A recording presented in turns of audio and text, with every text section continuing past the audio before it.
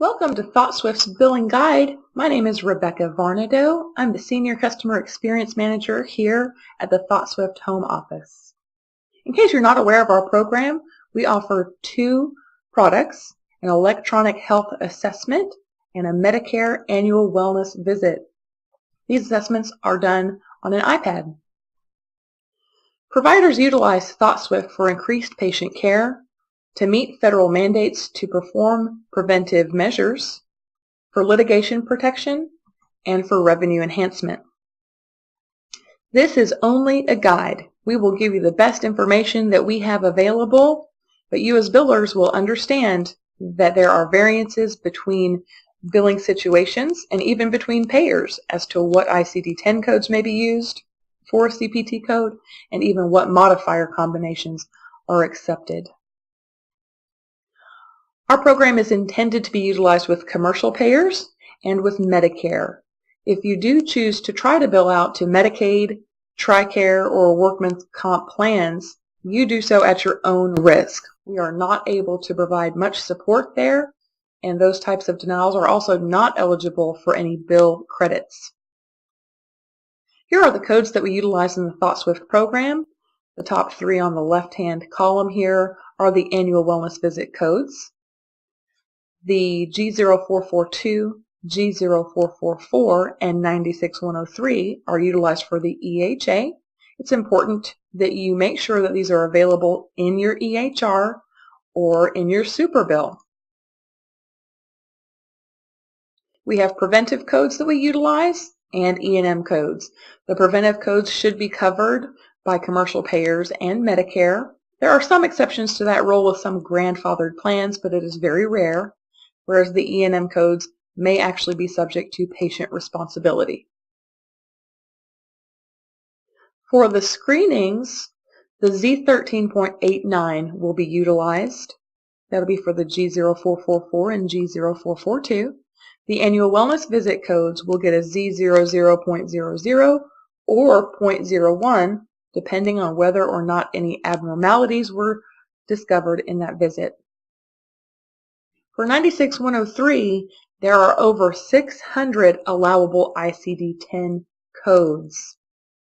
The good news is our program will help uncover suggestions for that code. So for instance, if a patient answers, yes, I drink caffeine, then our result will show an indication of F15.90, which is other stimulant use. That'll actually be one of the most common that pops up. Here are the codes utilized for tobacco counseling. Pretty self-explanatory as far as your nicotine dependence range. For obesity counseling, you'll have your E codes. Also allowable are the BMI range codes over 30. Here's an example of how to bill an EHA for Medicare. You'll have your office visit with no modifier and 59s on all the rest. For AWV, we always suggest that you utilize the end-of-life counsel or advanced care planning 99497, and you will just need to use a modifier 33 there. In this situation, the cost sharing is waived for the end-of-life planning when it is done with an annual wellness visit. It's important to know when not to bill the EHA, and you'll simply not do that with another preventive visit, like an annual physical or a well woman's exam. The reason for that is you'll see that they'll be bundled. These preventive codes will be inclusive to a preventive visit.